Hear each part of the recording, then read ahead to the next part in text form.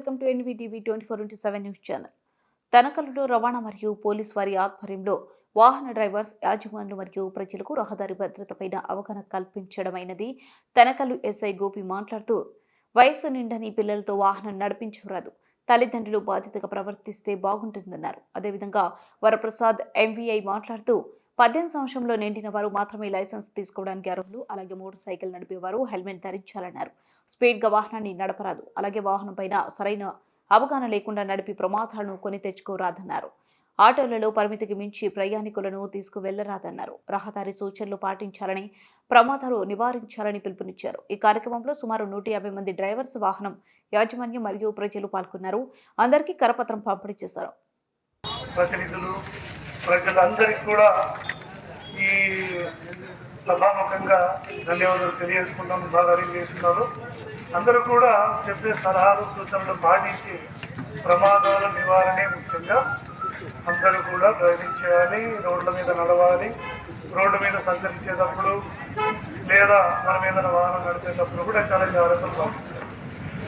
తర్వాత మన ఎస్ఐ గోపి గారు సభను ఉద్దేశించి రవాణా పోలీస్ శాఖ ఆధ్వర్యంలో నిర్వహించిన సభ గురించి, రహదారి సూచనల గురించి, జాగ్రత్తల గురించి కొన్ని సూచనలు తెలిపించారు. అవి కూడా పాటించండి.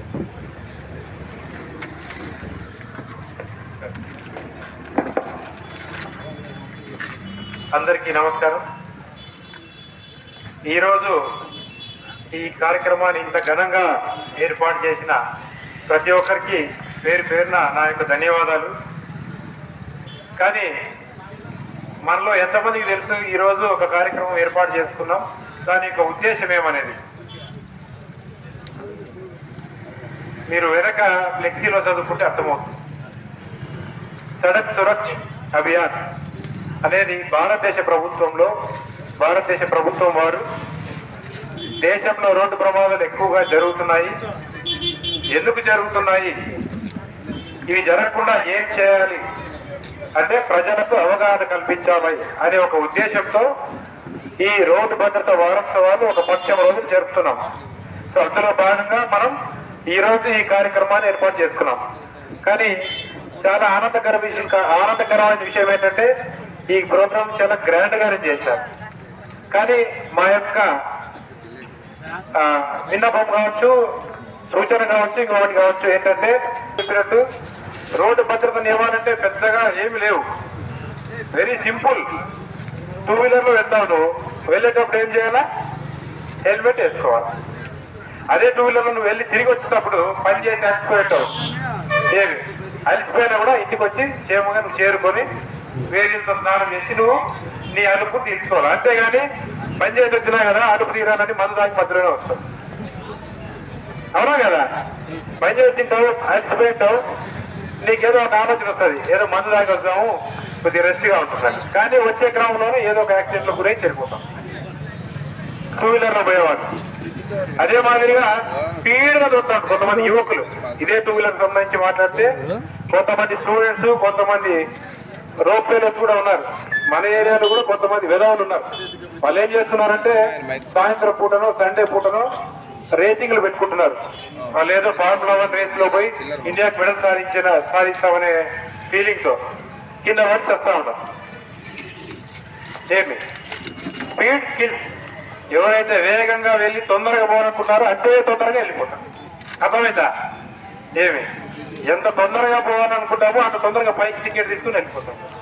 కాబట్టి 2 వీలర్లో వెళ్ళిపోయేటప్పుడు ఖచ్చితంగా హెల్మెట్ వేసుకోవాలా, మందు దాగి బండి నడపకూడదు. ఏమి 3వది వేగంగా వెళ్ళకూడదు.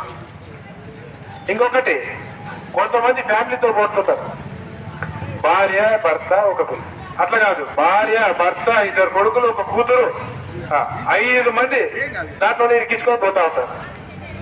మరి హెల్మెట్ కూడా వేసుకుని ఉన్నాడు, పొరపాటు మళ్ళీ ఏదైనా కింద పడితే ఏది పరిస్థితి? ఆయన, భార్య, పిల్లలందరూ కూడా, చిన్నపిల్లలు కూడా. అట్లాంటి దయనీయమైన పరిస్థితులు మనం చూస్తా ఉన్నాం. అది ఎప్పుడు మనకు ఆలోచన కలిగి మన ప్రాణం మనం నిలబెట్టుకోవాలని ఎప్పుడైతే మనం అనుకుంటామో అప్పుడే మనం మారుతాం.